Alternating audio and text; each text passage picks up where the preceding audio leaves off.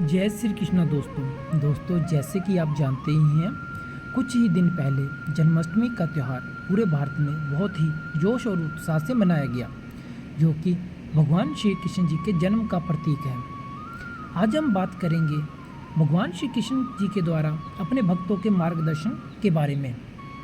कैसे भगवत गीता में भगवान श्री कृष्ण जी के बताए हुए सत्य के रास्ते को बताया गया है। गीता में हमें यह ज्ञान मिलता है कि व्यक्ति को केवल अपने काम और कर्म पर ही ध्यान नहीं देना चाहिए, साथ ही कर्म करते समय इस बात का भी ध्यान रखना चाहिए कि हम जो भी कर्म करते हैं उसका फल भी हमें निश्चित प्राप्त होता है। गीता हमें बताती है कि जीवन क्या है और इसे कैसे जीना चाहिए, आत्मा और परमात्मा का मिलन कैसे होता है, अच्छे और बुरे की समझ क्यों जरूरी है। इन गूढ़ सवालों के जवाब हमें गीता से ही प्राप्त होते हैं। लेकिन सवाल ये है कि गीता का पूर्ण ज्ञान हमें कैसे प्राप्त हो सकता है और इसके लिए हमें गीता को कितनी बार पढ़ना चाहिए।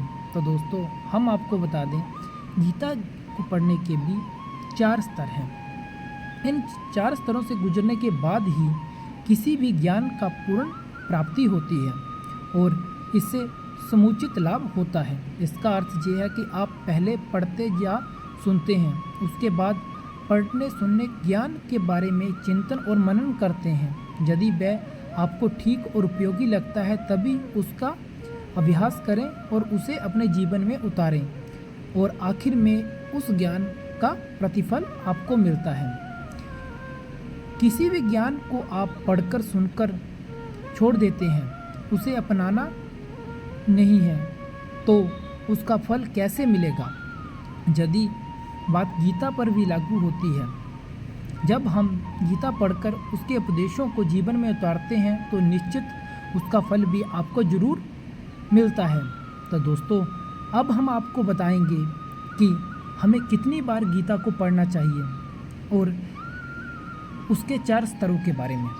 पर वीडियो में आगे बढ़ने से पहले कमेंट बॉक्स में जय श्री कृष्णा लिखना ना भूलें, क्योंकि भगवान का नाम लेने से मन शांत और घर में सुख समृद्धि आती है।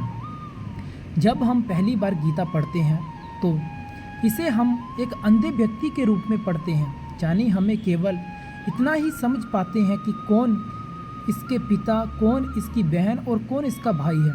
पहली बार गीता पढ़ने पर इसे ज़्यादा कुछ समझ नहीं आता। जब हम दूसरी बार गीता पढ़ते हैं तो मन में कुछ सवाल जागृत होते हैं कि ऐसा क्यों किया गया और वैसा क्यों हुआ। फिर हम जब तीसरी बार गीता पढ़ेंगे तो उसके अर्थ को समझने लगेंगे। हालांकि हर व्यक्ति को इसका अर्थ अपने तरीके से ही समझ आएगा। जब चौथी बार हम गीता पढ़ेंगे तो एक पात्र से जुड़ी हुई भावनाओं को समझ पाएंगे, जैसे अर्जुन के मन में या दुर्योधन के मन में क्या चल रहा है। 5वीं बार गीता को पढ़ने से पूरा कुरुक्षेत्र हमारे मन में खड़ा हो जाएगा और हमारे मन में अलग अलग कल्पनाएं होने लगेगी। 6वीं बार गीता पढ़ने से हम भगवान को अपने सामने अनुभव करते हैं और हमें ऐसा लगता है कि भगवान हमारे सामने सब बता रहे हैं। 8वीं बार गीता को पढ़ने से हमें पूर्ण एहसास होता है कि कृष्ण वहीं बाहर नहीं बल्कि हमारे भीतर हैं और हम उनके भीतर हैं। पर अब आपको समझ आ ही गया होगा कि गीता को कितनी बार पढ़ना चाहिए और कैसे हम गीता को समझ सकते हैं, क्योंकि 1 या 2 बार पढ़ने से ही नहीं, गीता के पूरा समझने के लिए आपको उसको कम से कम भी 5 से 6 बार पढ़ना होगा। अब ये सवाल आता है कि गीता को पढ़ने के नियम क्या है।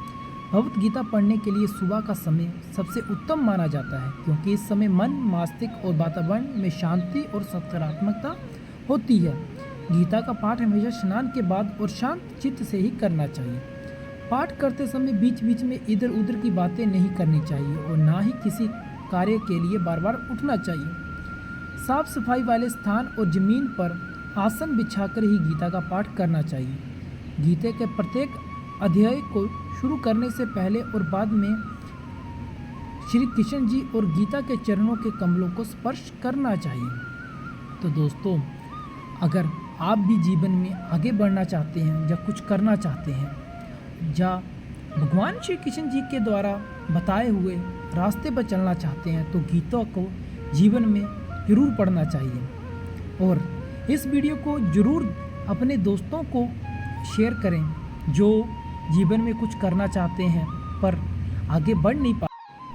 दोस्तों, अगर आपको हमारी ये वीडियो अच्छी लगी हो तो हमारी वीडियो को लाइक करें, चैनल को सब्सक्राइब करें और वीडियो को ज़्यादा से शेयर करें। कमेंट बॉक्स में जय श्री कृष्ण लिखना ना भूलें, क्योंकि भगवान का नाम लेने से मन शांत और घर में सुख समृद्धि आती है। जय श्री कृष्ण।